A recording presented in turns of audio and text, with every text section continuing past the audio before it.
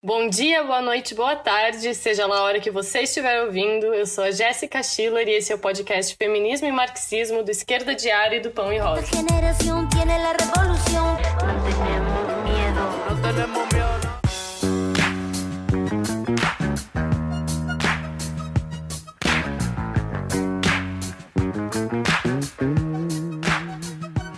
Hoje o nosso podcast vai fazer um debate muito importante. Nós vamos falar da questão da mulher e ecologia e vamos combinar que está mais claro que nunca que as mudanças climáticas, as tragédias, entre aspas, naturais e o extermínio de milhares de espécies de animais e plantas e a ameaça à vida humana não são delírios comunistas, como o pessoal da Terra plana gosta de dizer, para se esconder atrás da verdadeira devastação predatória que o capitalismo vem promovendo de forma acelerada nos últimos anos ao meio ambiente. Mas antes mesmo de apresentar as nossas convidadas, eu quero fazer uma fortíssima saudação às indígenas do nosso país que estão ocupando Brasília na luta contra o marco temporal do Bolsonaro, do Mourão e do agronegócio. E também a segunda marcha de mulheres indígenas, que acontece essa semana na capital federal. As mães da terra farão Brasília tremer. Milhares de mulheres, homens e crianças em luta, mostrando o caminho do combate e dizendo em alto e bom som: Brasil, terra indígena. Essa é uma luta que você pode acompanhar pelo Esquerda Diário e que deve ser tomada por toda a classe trabalhadora.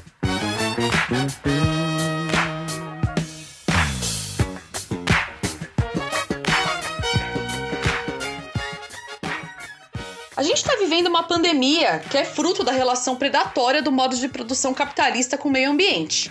Nesse último período, a gente ficou estarrecida e sentiu na pele os efeitos de inúmeros desastres ambientais. Só para citar alguns, o risco de apagão energético causado pela seca no Brasil, as ondas de calor e frio intensas que assolam diversos locais do mundo.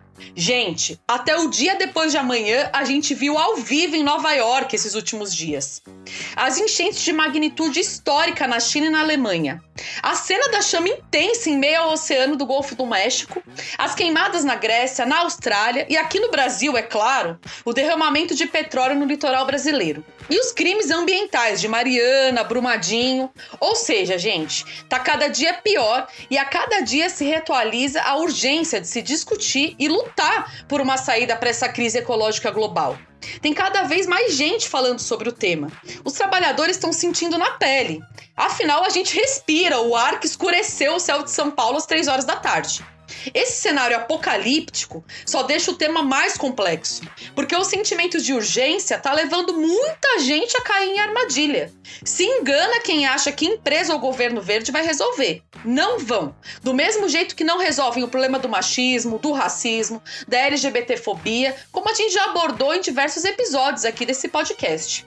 A sociedade capitalista que ataca tanto o meio ambiente é a expressão de uma lógica pautada pelo lucro, que é sustentado por uma sociedade também patriarcal. E é óbvio que as mulheres acabam tendo que carregar em suas costas o peso das consequências de um capitalismo predatório. Não tem outro jeito. Também para responder à crise ambiental, o nosso combate deve ser contra o capitalismo. E hoje a gente vai pensar aqui as respostas que o marxismo nos dá também sobre esse tema.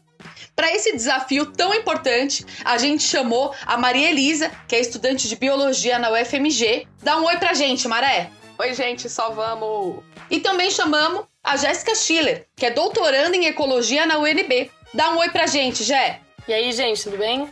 Tudo ótimo, meninas. A gente tá aqui num time de peso e pra gente dar início a esse debate, quero pedir pra Jéssica explicar pra nós por que é tão importante esse tema. Acho que como a Má já exemplificou aqui, estamos vendo o colapso ambiental do nosso planeta. A emissão de gases de efeito estufa e a destruição dos habitats naturais já levaram ao aumento de mais de 1 grau na temperatura média do planeta desde a primeira revolução industrial, né? E quando a gente fala assim parece pouco, mas os cientistas já falam dos efeitos irreversíveis que colocam a vida de milhões de pessoas e outros seres vivos em risco. Vendo o tamanho dessa catástrofe, inconformada com a mobilidade dos governantes, uma jovem, a Greta Thunberg, iniciou em agosto de 2018 uma greve escolar pelo clima, que rapidamente se espalhou pelo mundo todo, principalmente entre os jovens. Esse movimento internacional mobiliza milhões de pessoas em diversos países e ficou conhecido como Fridays for Future, sendo que alguns setores desse movimento questionam o caráter explorador e predatório do capitalismo, né? E eu fico aqui, aproveito para recomendar para o pessoal o episódio 55 desse podcast, que fala também sobre a geração Z e a atitude combativa dessa juventude. Aqui no Brasil, como a Má também já falou, a gente tem o fortíssimo exemplo da luta dos povos indígenas para barrar o escandaloso marco temporal pelo STF, mais um golpe do governo Bolsonaro, junto com o Mourão, com o Congresso Nacional e o próprio Judiciário em prol do agronegócio dos latifúndios. Eu acho que vale um destaque aqui para reforçar essa ligação do governo Bolsonaro ao agronegócio, né? Assim, não que os governos passados do PT não tivessem ligação, mas esse governo reacionário tem como um dos seus pilares justamente esse setor. Um outro ponto do governo são os militares, né? Se apoia bastante nos militares. Ambos são inimigos ferrenhos do meio ambiente, mas enfim, não vou falar muito, vou indicar aqui o episódio 59 do podcast, que fala da luta indígena e das mulheres, que coloca mais profundamente, né, o papel dos militares na degradação ambiental e no genocídio com a população originária. Mas assim, não nos enganemos, tá, gente? Com o judiciário também, que estão de mãos dadas aos grandes ataques aí ao meio ambiente. Basta ver, né, o que está acontecendo agora do marco temporal e inclusive os acordos absurdos para baixar os valores das indenizações das famílias de Brumadinho que passaram com o aval da justiça. Nossa, é totalmente absurdo. E assim, como você citou, Maré, as alianças e os interesses do bolsonarismo e do agronegócio são absolutamente revoltantes. A violência contra a população indígena aumentou em 150% no governo Bolsonaro, do qual as mulheres são as mais atingidas, né? Com casos aberrantes de violência sexual e assassinatos, como o caso da jovem Caigan Daiane. Mas também é importante lembrar que foi no governo Dilma que a motosserra de ouro, né, a Cátia Abreu, foi ministra da Agricultura. Uma mulher no governo de outra mulher, mas que representava os interesses do agronegócio e não o interesse das mulheres, né? O PT, que governou por 13 anos aliado ao agronegócio, também é responsável por catástrofes massacrantes, como, por exemplo, com a construção das usinas de Belo Monte e Altamira. Então isso mostra que os governos que gerem o capitalismo atuam como agravadores das mudanças climáticas que a gente vive na pele, né? Com todas as suas consequências diretas e indiretas, como, por exemplo, a própria pandemia que a gente está vivendo aí há mais de um ano, né? Em outras palavras, esperar que o mesmo sistema que nos fez chegar nessa situação vai resolver o problema que eles mesmos criaram, né? A verdade é que tudo só piora. E fica claro que para responder a essa situação é preciso que as grandes massas de mulheres trabalhadoras, que representam hoje mais de 50% da classe trabalhadora no Brasil, façam como as indígenas e entrem na luta contra os capitalistas e seus representantes políticos, se unindo, né, contra o marco temporal, a PL 490 e todas as reformas contra as trabalhadoras e trabalhadores no nosso país. Nossa, sim. Não. E falando dos ataques ao bolsonarismo, é importante lembrar, né, da famosa boiada dos Minutos Salles, que só mostra o caráter mais devasso do capitalismo, né? Que passa por cima de tudo e de todos em nome do lucro. Mas como a Má lembrou ali, se engana quem acha que governos com discurso mais progressista e eco-friendly mudam alguma coisa, né? Os grandes exemplos são Biden e Macron, que se elegeram com um programa cuja pauta ambiental tipo, é central, mas continuam explorando e devastando países em desenvolvimento com uma lógica totalmente imperialista. O debate ambiental entre governos e cientistas já tem, mais de 50 anos. São 30 anos desde o primeiro acordo para redução de emissão de gases e controle das mudanças climáticas. E absolutamente nenhum progresso foi feito nesse sentido. Inclusive, mais da metade das emissões de carbono ocorreram justamente nesses 30 anos depois do acordo.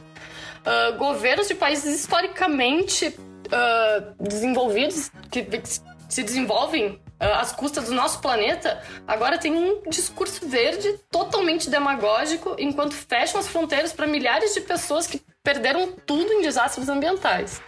Por isso que essa discussão sobre as questões ambientais é demagógica, porque na realidade serve para lavar a cara de capitalista por trás de uma máscara de um suposto equilíbrio entre desenvolvimento econômico e redução da degradação ambiental. Essa primeira grande reunião organizada pela ONU, né, foi em 1972 em Estocolmo, ficou marcada pela grande divergência entre os chamados países desenvolvidos, os imperialistas, e os países em desenvolvimento, virando um marco na disputa entre o desenvolvimento zero, defendido pelos países desenvolvidos, e o desenvolvimento a qualquer custo, defendido pelas nações em desenvolvimento, né? Ou seja, essa conferência mostrou que a questão ambiental era um pano de fundo para a disputa imperialista sobre o resto do mundo. Mas é importante lembrar que nessa reunião também se definiu que o meio ambiente de qualidade, um meio ambiente de qualidade, que é aquele que permite a um homem viver com dignidade, é um direito humano básico, que é bastante óbvio, né? Jé, desculpa até te interromper, mas, eu diria que é até mais que demagogia, né, a discussão. É criminosa mesmo, né? Já que a destruição zero nos países imperialistas significa a degradação total nos países explorados. Hoje são mais de 20 milhões de refugiados no mundo devido ao caos climático, segundo a própria ONU. Realmente, Mar, é uma excelente colocação aí. Mas retomando aqui essa parte histórica, eu vou pegar mais 2 marcos históricos super importantes na discussão ambiental. E o primeiro deles foi a criação do painel intergovernamental de mudanças climáticas, né? O famoso IPCC aí, que foi criado em 1988. E ele basicamente reúne cientistas, gestores e governantes com o objetivo de compilar e divulgar todo o conhecimento sobre as mudanças climáticas e os seus impactos no planeta, além de discutir cenários futuros e as ações para combater essas mudanças, né? O outro marco foi a Conferência da ONU sobre o Meio Ambiente, em 1992, no Rio de Janeiro, que ficou conhecido como a ECO 92.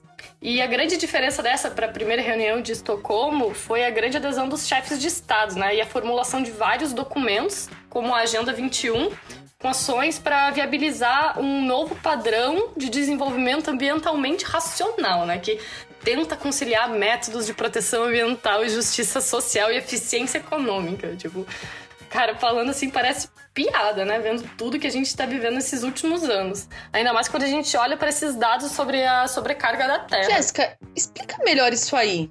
Porque é algo interessante e eu acho que muita gente pode não entender muito bem. Ah, claro, então. Todos os anos a gente tem uma estimativa da data que marca a utilização de todos os recursos biológicos que a Terra consegue renovar em um ano. Em 2021, por exemplo, foi no final de mês de julho, ou seja, em 7 meses a gente consumiu todos os recursos biológicos que a Terra consegue repor.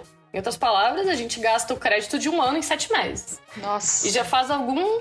É foda, mano. E já faz algum tempo que a gente tá gastando mais de um planeta por ano pra manter nosso padrão de vida, né? Nos últimos anos, gastamos o equivalente a 1,7 planetas em média por ano.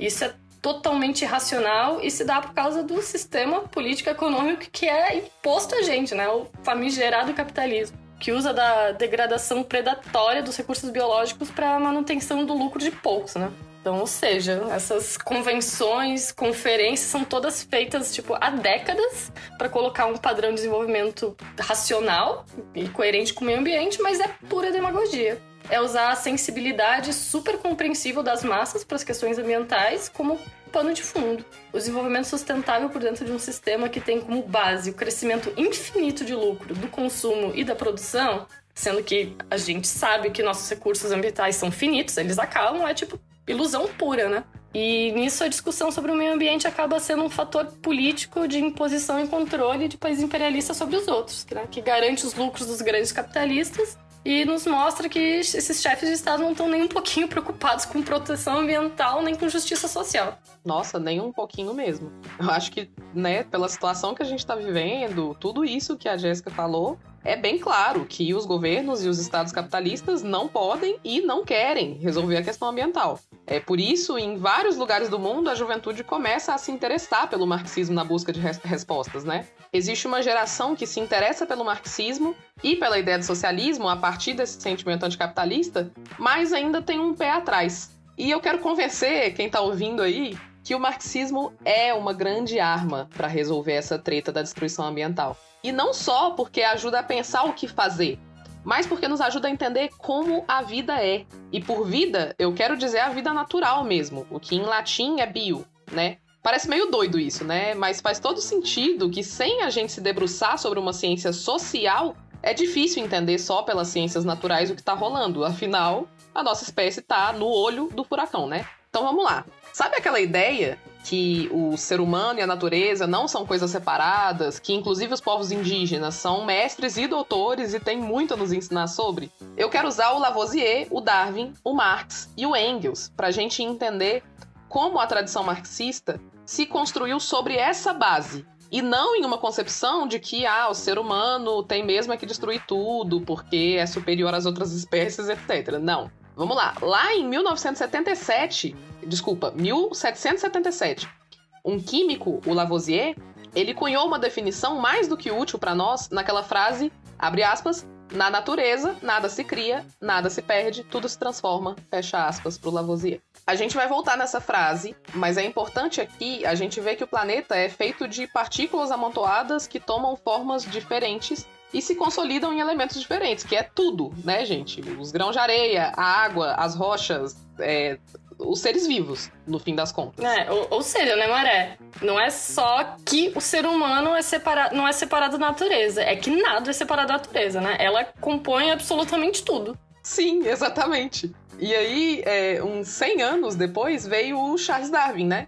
E acho que os ouvintes têm uma noção, mais ou menos, do que a teoria dele significou para as ciências naturais, né? O Darwin, um materialista histórico dialético inconsciente, como definiram aí o Marx e o Engels, uma definição, inclusive, também reforçada pelo Trotsky depois, ele deu um salto nessa compreensão da continuidade, entre aspas aí, entre os elementos entre o mundo natural, os elementos do mundo natural, né? E ele cunhou uma teoria que permite ver que os seres vivos são e sempre foram frutos de processos de transformação gradual que, ao longo dos anos, foram desenhando formas diferentes de vida. Resumindo bastante, assim, bastante mesmo, gente, mas só pra dizer que, assim, os marxistas se preocuparam de enxergar o seu objeto fundamental, que é o ser humano, desde essa ótica, vendo o ser humano ao longo do tempo, vendo que o ser humano ao longo do tempo foi tendo características diferenciais acumuladas e selecionadas, e que selecionam, inclusive, e que a nossa capacidade de construir prédio, de fazer ciência, fazer arte, de várias coisas,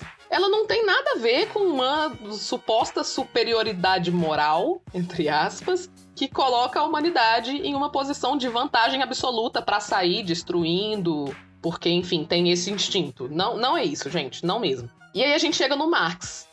E é engraçado, né? Porque tem umas acusações por aí de que, o marxismo não escreveu sobre o meio ambiente. O Marx nunca falou disso, mas, gente, no Capital, livro 1, o Capital, tá? Não é pouca coisa, não. Nesse livro, ele faz uma definição maravilhosa que nos ajuda demais, que é a definição de metabolismo. Sabe a coisa do nada se perde, nada se cria, tudo se transforma? Pois é. O Marx estava falando que o ser humano, na verdade todo ser vivo, vive trocando os componentes do seu corpo com os componentes do mundo natural.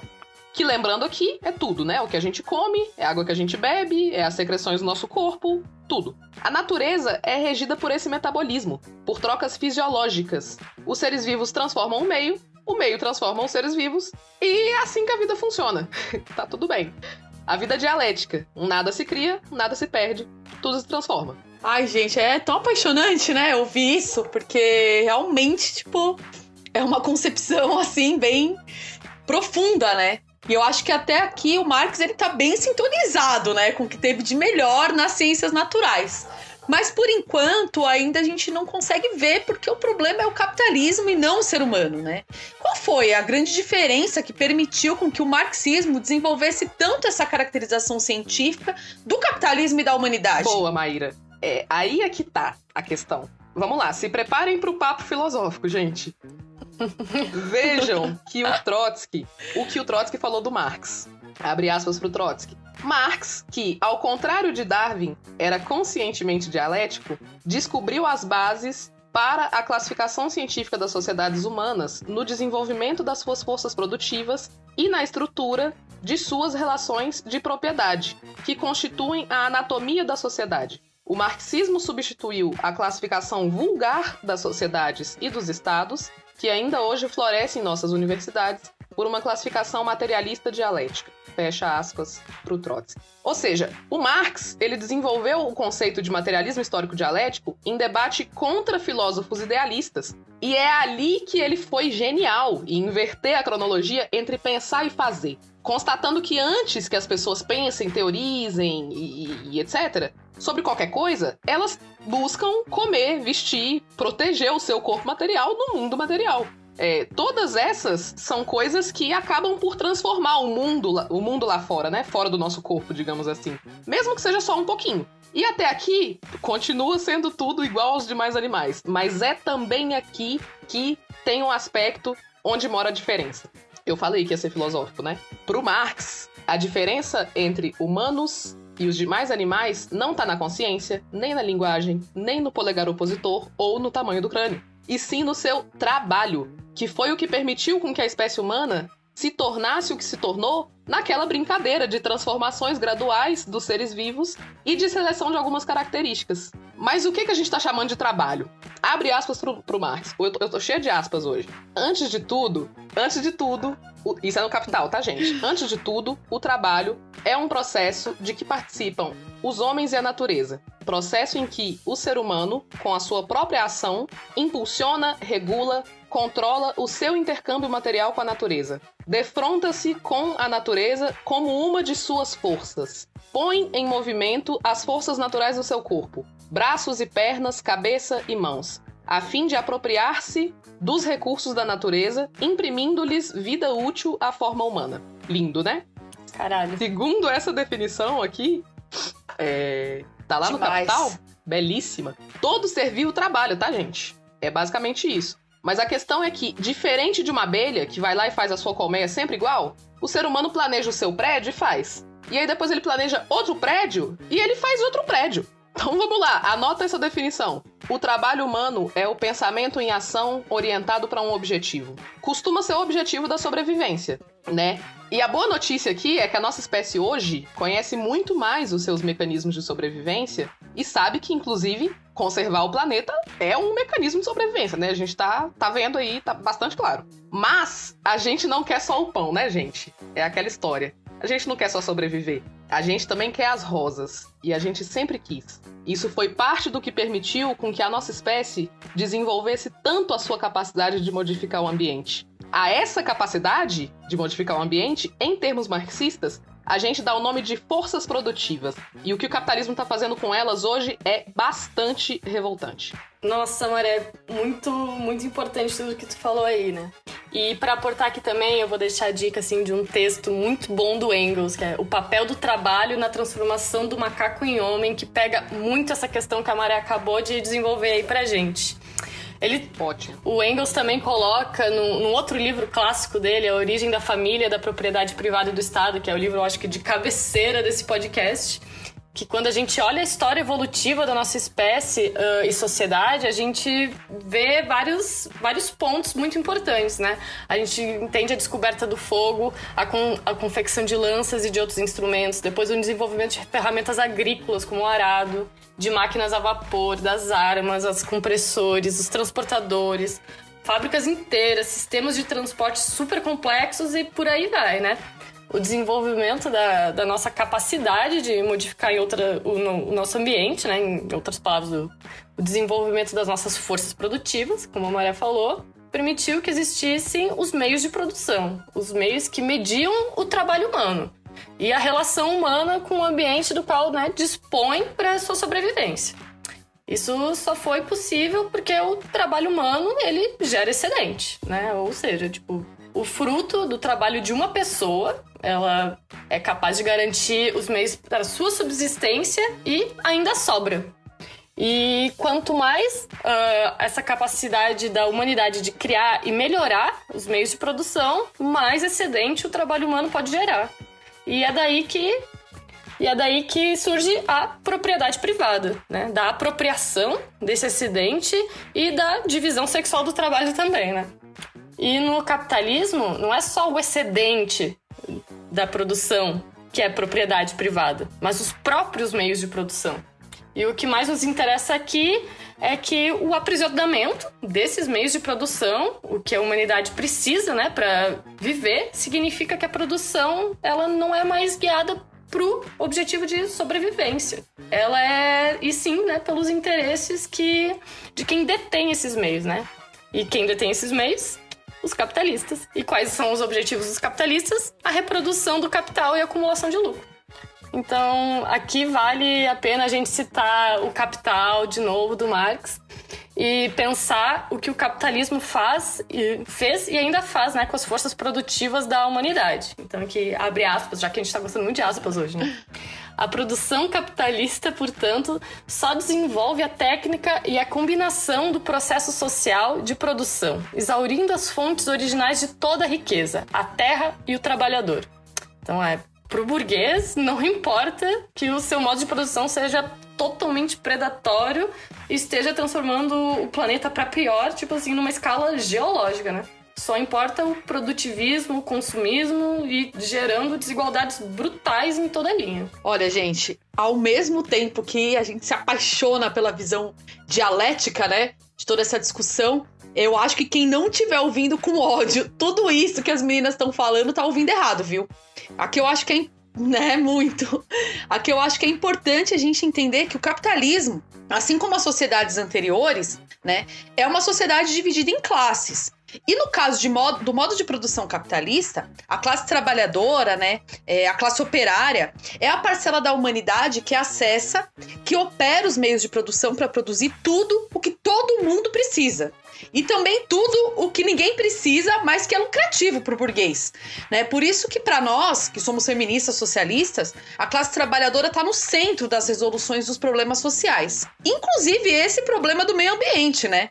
Mas antes de discutir mais essa questão estratégica, eu queria saber, e aquele conceito da quebra do metabolismo? Onde entra aí, gente? Sim, Maíra, eu já estava esquecendo. Então, o Marx usa... Ele descreve no Capital, volume 13, ele usa a definição de fratura metabólica, que acho que já deu para entender em linhas gerais, né, gente? Como a produção, os meios de produção e o desenvolvimento das forças produtivas elas estão forçadamente a serviço da reprodução do capital e não das nossas necessidades humanas, acontece essa quebra do metabolismo homem-natureza. Porque vamos pensar, né, gente? Garantir que o planeta não se acabe em um caos também é uma necessidade humana básica, né? E a gente tá sentindo na pele isso todo dia. Então, se não fosse essa quebra metabólica, o desenvolvimento das forças produtivas poderia se dar de uma forma que não se voltasse contra a gente mesmo. E ainda pode, na real, só destruir o capitalismo. Apenas isso. É só isso, né? Só essa tarefa aí. Eu queria aproveitar aqui para ler um pedaço da declaração da fração trotskista pela Quarta Internacional, que a gente do Pão e Rosas, do Esquerda Diária, a gente faz parte, né? O título da declaração é um convite para todo mundo. O nome é O Capitalismo Destrói o Planeta, Destruamos o Capitalismo. Vou ler uma partezinha que eu acho que sintetiza bem, assim, o que a gente tá falando. Abre aspas. O capitalismo prosperou há séculos mediante a exploração da natureza, tanto como fonte inesgotável de recursos para serem convertidos em mercadorias, quanto como depósito de resíduos. Porém, a capacidade da Terra de suportar os processos ecodestrutivos do capital está chegando ao seu limite. A necessidade de crescimento constante do capital levou à interrupção de um complexo ciclo natural que levou milhões de anos para se desenvolver, provocando uma fratura no metabolismo entre a sociedade e a natureza. A mudança climática e a crise dos ciclos biológicos do carbono, da água, do fósforo, do nitrogênio, a acidificação dos oceanos, a perda crescente e acelerada da biodiversidade, as mudanças nos padrões de uso da terra e a contaminação química da indústria são algumas das terríveis manifestações de uma situação completamente inédita para a humanidade. A tendência à decomposição de suas condições naturais de produção e reprodução. A essa dinâmica ecodestrutiva se relaciona diretamente a degradação social e material de centenas de milhões de pessoas que sofrem com a miséria, o desemprego e a precariedade do trabalho, mediante os quais o capitalismo assegura a sua rentabilidade e reprodução. Bem ilustrativo, né? Que a gente falou até aqui. E isso mostra, né, o que a Jéssica estava falando de metabolismo, porque para a exploração capitalista é fundamental que exista essa fratura entre o ser humano e o restante da natureza. O capitalista, ele explora o trabalhador e ele usa esse trabalho para explorar a natureza, segundo os seus objetivos, né? E é daí que ele retira o lucro. É bom para ele essa concepção, né, separada. O metabolismo fisiológico, né, ele é substituído por uma grande separação que ela é, inclusive, bem ilustrada naquela separação entre cidade e campo. O que a gente come ou usa no nosso corpo vem de um lugar e o que a gente descarta vai para outro lugar. Existem grandes áreas de exploração natural, como os pastos, as plantações, outras grandes áreas de produção, como os parques industriais, e outras grandes áreas de descarte, como os lixões e os esgotos. Então, assim, o tal do metabolismo, ele vira uma confusão, né, gente? E é bem aquilo mesmo que o Marx falou. O capitalismo desenvolveu as forças produtivas destruindo a terra e o trabalhador. Ou vocês acham que é saudável organizar o mundo assim? Tá aí a pandemia de Covid-19 que não deixa a gente mentir, né? Fruto da exploração animal sem limites, sem organização racional, sem cálculo das condições materiais do planeta, porque o capital não tem tempo e não tem menos ainda interesse de fazer isso. Imagina o prejuízo para o latifundiário maldito bolsonarista no Brasil se ao invés de hectares e hectares de soja, gado, etc., a produção de alimento não fosse essa coisa ridícula de infestar o mundo com meia dúzia de espécies vegetais e animais e colocar todo dia a mesma coisa no prato do trabalhador, quando coloca, né? Imagina se não fosse isso, e se sim fosse um modelo respeitando e manejando os ecossistemas sem destruir nenhum deles, e mesmo assim fosse sim possível produzir o que a gente precisasse para viver. Nem pensar! Pro capitalista tem que plantar rápido, colher rápido, embalar rápido, vender a preços absurdos para quem pode pagar, privando quem não pode pagar do direito de comer, né? Jogando comida fora, porque é mais lucrativo. Enfim, é um absurdo totalmente revoltante, assim. Nossa, completamente revoltante. É absurdo, né? E esse negócio de comer todo dia a mesma coisa, eu acho que é uma coisa que todo mundo sente quando pode comer, né? Porque a situação que a gente tá vivendo realmente não é todo dia que as pessoas estão podendo comer. E também, assim, é impressionante a atualidade do marxismo para pensar a questão ambiental, né, gente? Tão certeiro que a gente tem que problematizar por que essa concepção ainda é tão pouco conhecida e tem muito baixa apropriação, inclusive nos movimentos ambientalistas. Como pode ser possível que os capitalistas e os seus governos tenham a cara de pau de se dizerem defensores do meio ambiente?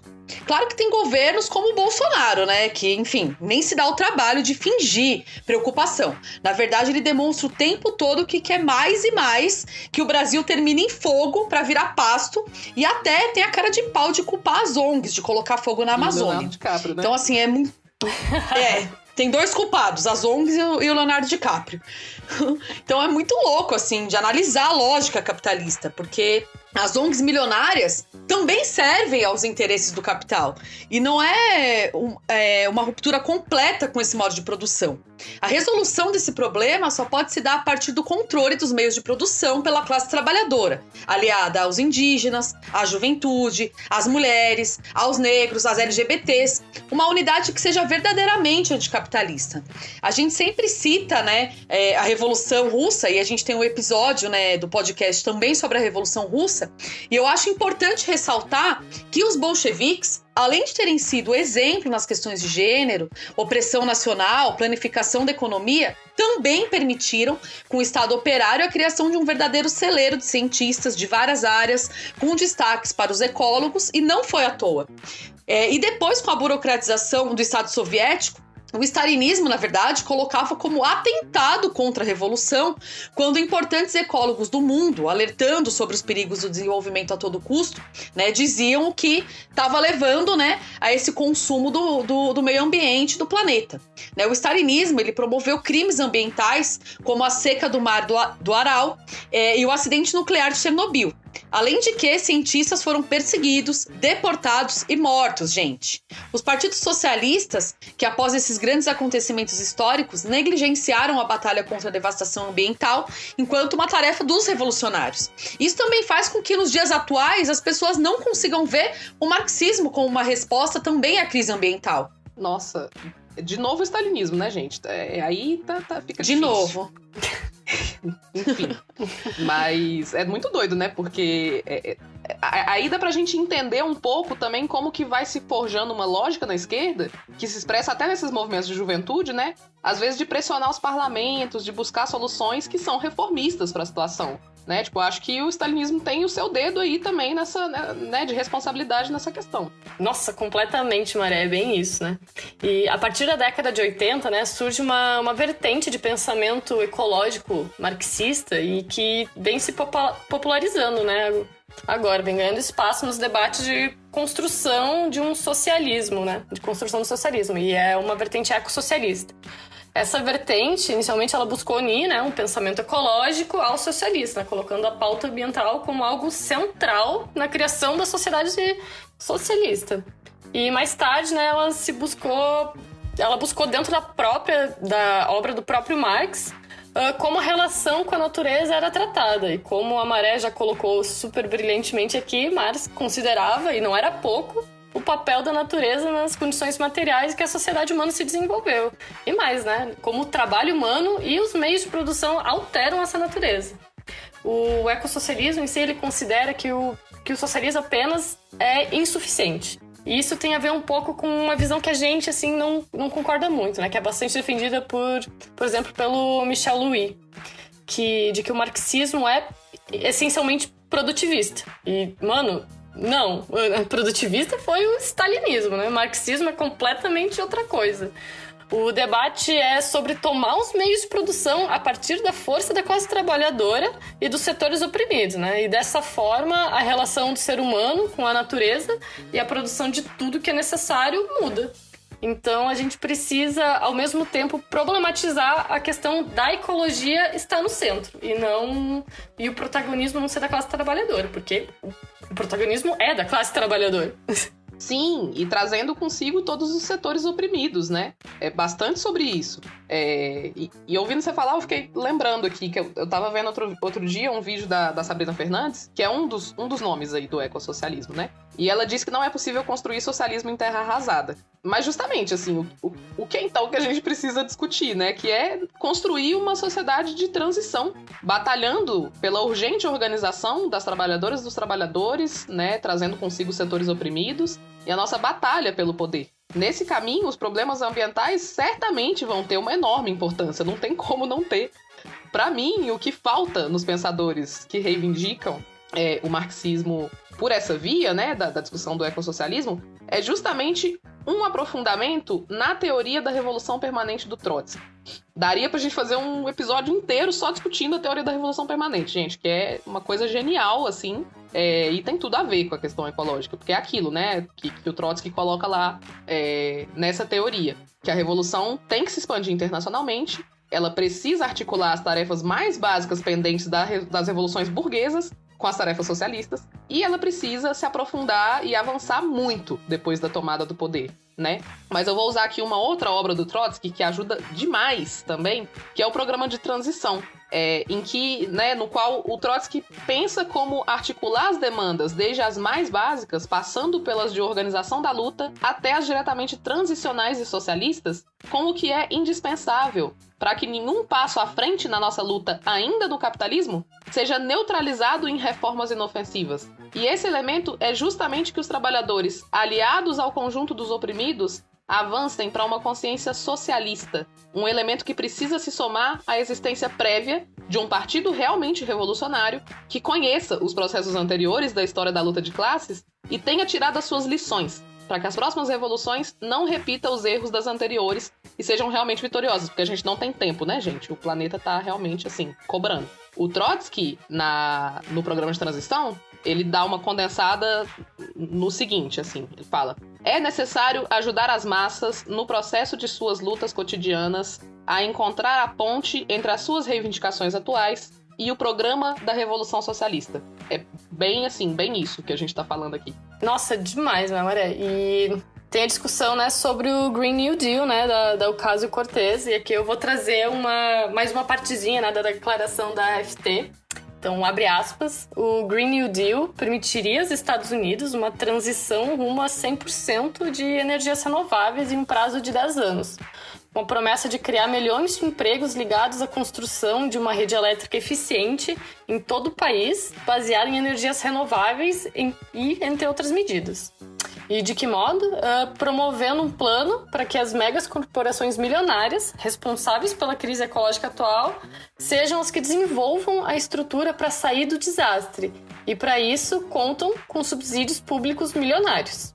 A ideia que repousa por trás dessa perspectiva é que, se os governos dos principais países industrializados do mundo e as grandes multinacionais tomarem consciência da situação, seriam capazes de adotar medidas a favor da preservação do meio ambiente. Tanto o Green New Deal como outras propostas similares, como a Agenda 2030 da ONU, que são hoje referência para boa parte das forças políticas progressistas no mundo, se fundamentam na ideia de que é possível um capitalismo verde, né, entre aspas, e que as corporações que geram a crise atual podem se converter nas salvadoras do planeta. Mas a ilusão de que se pode harmonizar a contradição entre os interesses capitalistas e a preservação do ambiente e da vida de centenas de milhões de pessoas é utópica e reacionária, né?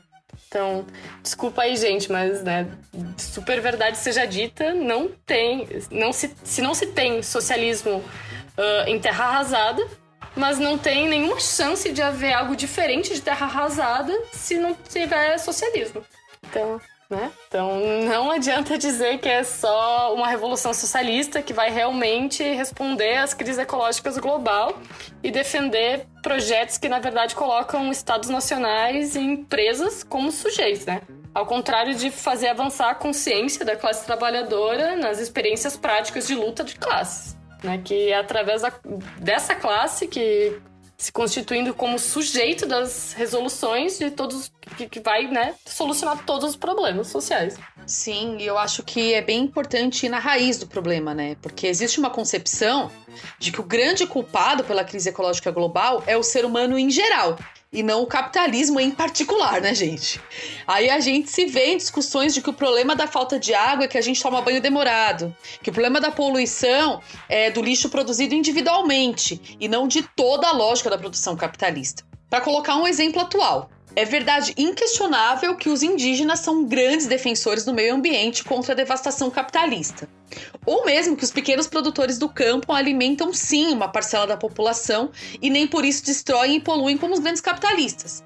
Mas como realmente frear a escalada predatória do agronegócio no Brasil e estabelecer um modo de produzir e reproduzir a vida totalmente distinto? Como inclusive fortalecer a luta das indígenas e pequenos camponeses com campanhas de solidariedade, unidade na luta, comitês conjuntos de autodefesa contra os ataques assassinos e etc. Não tem como pensar em nada disso sem atacar o coração do capitalismo, minha gente, que é a produção e circulação de mercadorias. Tem que arrancar das mãos dos capitalistas as terras, o maquinário agrícola, as plantas dos frigoríficos e tudo mais. É controle operário da produção, porque nas mãos da ganância capitalista só vai ser destruição mesmo, minha gente. Nossa, sim, Maíra, demais. Né? E, inclusive, oferecer crédito barato para os pequenos produtores avançarem, né, no seu maquinário, com maquinários menos poluentes, e que só a classe trabalhadora pode oferecer para os camponeses, né? Os latifundiários, os políticos e juízes burgueses definitivamente não vão fazer isso, né? Na Revolução Russa, os bolcheviques, e agora, bem, não é o Stalin, né, gente?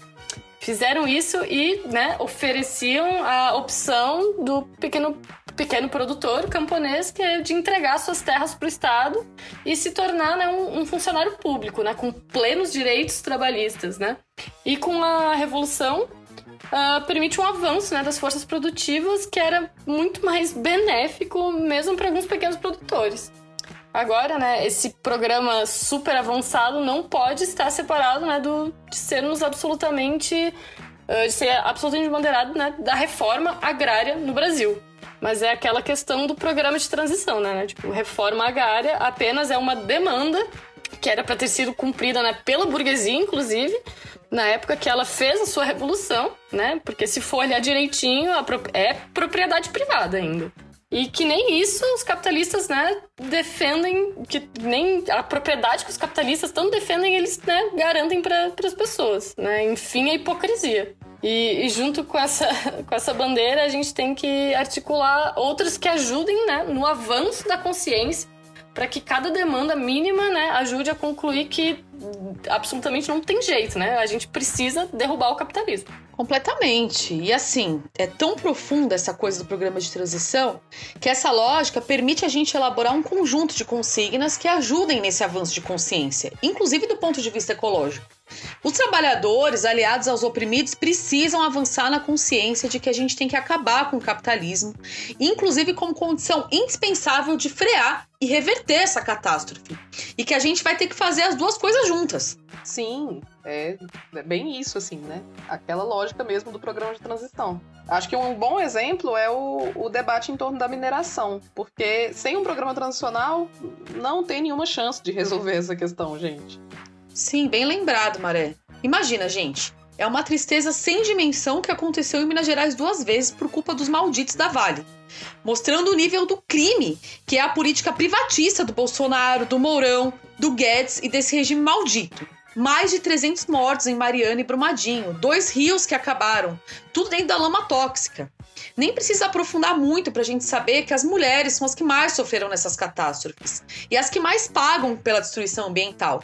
Além dessa questão de Minas Gerais, nos últimos dias a gente viu notícias de 2 meninas indígenas que foram violentadas e mortas, e uma delas por gente ligada ao agronegócio. Então, quando a gente debate a questão ambiental e fala de toda essa degradação, a gente tem que saber que as mulheres e meninas serão as mais penalizadas. Basta a gente pensar nas consequências dos desastres ambientais e as correlações delas, né, com as nossas vidas. Com a variação climática de frio intenso, seca, chuva, o preço dos alimentos vai lá para cima. E quem percebe mais isso? São as mulheres. Porque nesse sistema que tem a divisão sexual do trabalho, as mulheres ficam responsáveis pelas tarefas de manutenção da vida. Sem falar a quantidade de casos de queimadas que estão crescendo, pois as donas de casa muitas vezes têm notícias sobre isso. Estão substituindo o fogão elétrico por fogo a lenha, por causa do preço dos combustíveis. Eu abro até um parênteses aqui para indicar o episódio da teoria da reprodução social, que é muito bom e aborda mais profundamente essa questão da divisão do trabalho.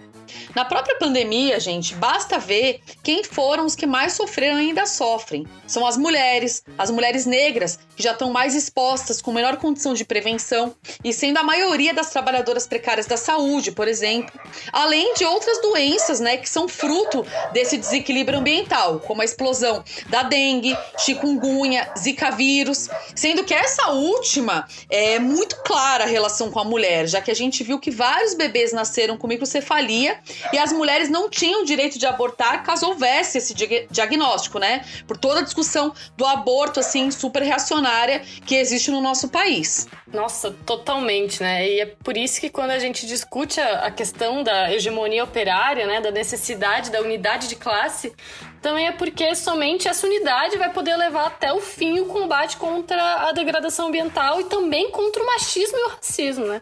Os trabalhadores, né, são os mais interessados em que a mineração não destrua as suas cidades e as suas vidas, né? Ou que a exploração do petróleo não faça o oceano pegar fogo. Os trabalhadores não funcionam por essa lógica de ganância capitalista, né? E sim para garantir a sua subsistência, né? A sua sobrevivência e uma vida plena. Sim.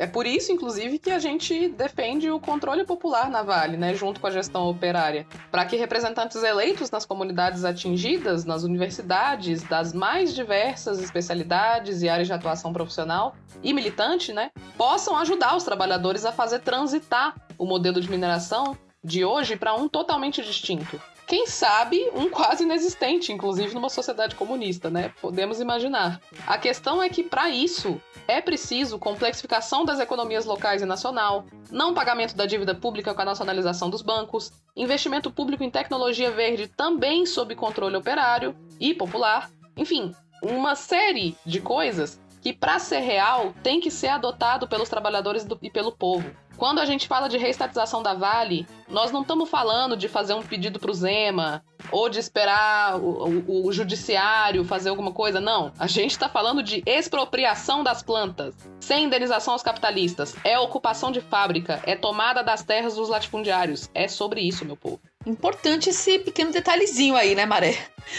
Por isso que a gente batalha para que os sindicatos, entidades estudantis e movimentos sociais defendam essas bandeiras, né, gente? Não se trata aqui de apoiar o político X que fala que defende tal coisa. É batalhar, inclusive, enfrentando essas direções burocráticas dos grandes sindicatos, se for preciso, para poder colocar essas palavras de ordem nas mãos da classe trabalhadora, das indígenas e de todos os setores oprimidos em movimento auto-organizados. Vocês falando, eu fiquei aqui pensando em um exemplo, que a nossa organização irmã na França, né, a Revolução Permanente, que eles se colocaram, né, em luta junto com os trabalhadores da petroleira Total em Grandpuits, né, quando os patrões anunciaram as demissões dos petroleiros para poder fechar a planta da empresa com a justificativa de que a produção era muito poluente. E aí eu acho muito louco.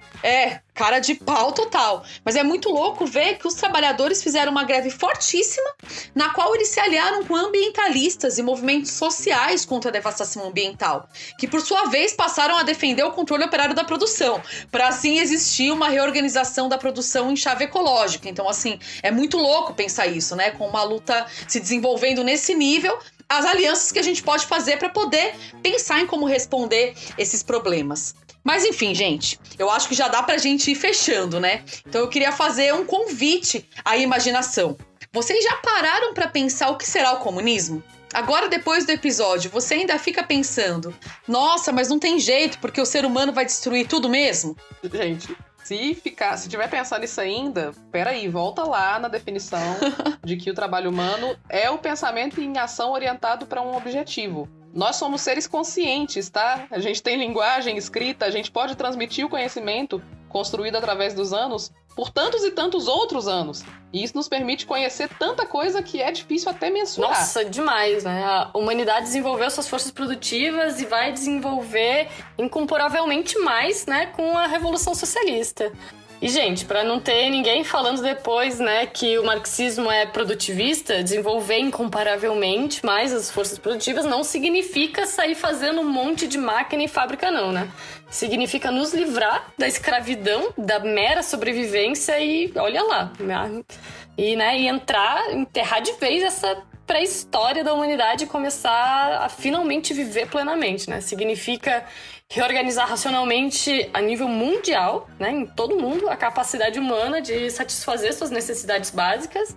E lembrando que, né, a essa altura a gente já sabe que é necessidade básica conservar ao máximo o planeta, para não podermos nos dedicar, pra gente poder nos dedicar às nossas necessidades mais profundas, né, e às coisas bonitas da vida, né, como nunca antes. Sim, isso é muito lindo, gente. Imagina o quanto a gente pode conhecer as leis que regem a vida e lidar com elas. Imaginem que, assim, o quanto a gente pode conviver pacificamente com as outras espécies, as outras formas de vida a partir disso. Imagina acabar com as fronteiras nacionais, com a separação entre cidade e campo, com a divisão entre o trabalho intelectual e manual e a arte. Imagina que a gente não vai estar tentando não passar fome e a gente vai ter condições para aproveitar a complexidade de lidar com um novo mundo, que vai nos oferecer outros problemas muito superiores, como, sei lá, a psicologia humana, as estrelas, os planetas, a origem da vida, as partículas do mundo, muita coisa.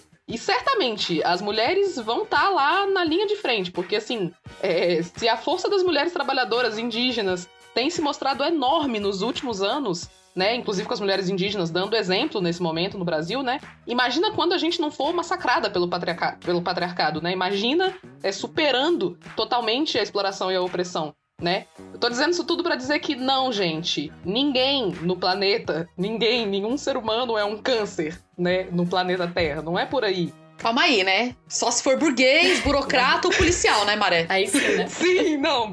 Correção importante. Tem gente que é sim, tá, gente? Mas a gente não é não, beleza?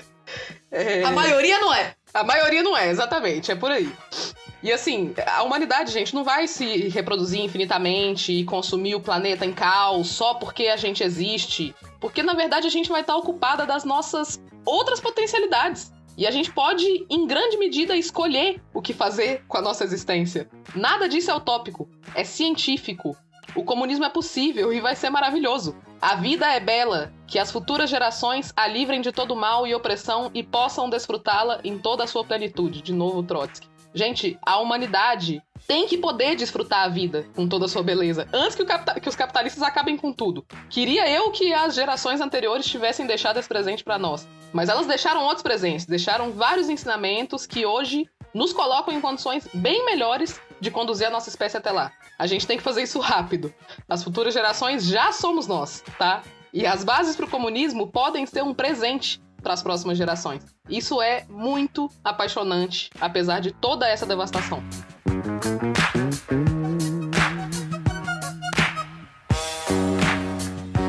Bom, meninas, assim, eu tô sem palavras, porque eu achei maravilhoso poder conversar com vocês sobre esse tema. Eu aprendi demais, mesmo, assim, achei muito bom, muito profunda toda essa discussão. E é muito, muito louco, assim, poder colocar a nossa visão revolucionária sobre as questões ambientais. Nós do Pão e Rosas vamos estar juntas com as indígenas na Marcha das Mulheres Indígenas e na batalha pela unidade das fileiras operárias, exigindo das direções sindicais e estudantis um plano de lutas real, com uma paralisação nacional das trabalhadoras e trabalhadores, unificando as greves que estão acontecendo em diversos lugares do país, viu, gente? Nesse momento, com a luta indígena, construindo em cada local de trabalho e estudo assembleias de base, onde cada trabalhador tem a voz, para a gente poder parar o país e derrubar os ataques, as privatizações, as reformas, com a única força que a gente pode contar, que é a força das mulheres, dos trabalhadores, dos movimentos sociais, da cidade e do campo, da juventude, das negras e negros, das LGBTQI+, dos povos originários. Então eu queria agradecer demais a participação de vocês, foi muito bom todo esse debate. Muito obrigada, Jéssica. Obrigada, gente. Muito obrigada pelo convite. Foi muito lindo esse episódio. Maravilha. Vamos chamar você outras vezes. Também queria agradecer muito. Pode deixar. E vamos agradecer muito também aqui a Maré. Obrigada demais, gente. Adorei. Gente, eu também adorei. E antes de encerrar aqui, eu quero convidar todo mundo aí, né, pra ver primeiro a nota que a gente vai soltar aqui do episódio com todas as referências que a gente citou aqui. Só ir lá no Esquerda Diário. E também eu quero convidar todo mundo que ouve esse podcast a se inscrever na nossa comunidade para receber os nossos materiais. E também convido vocês a contribuírem financeiramente com a gente, porque como vocês sabem, a gente não é financiado por nenhum patrão, por nenhum burguês. Valeu, pessoal!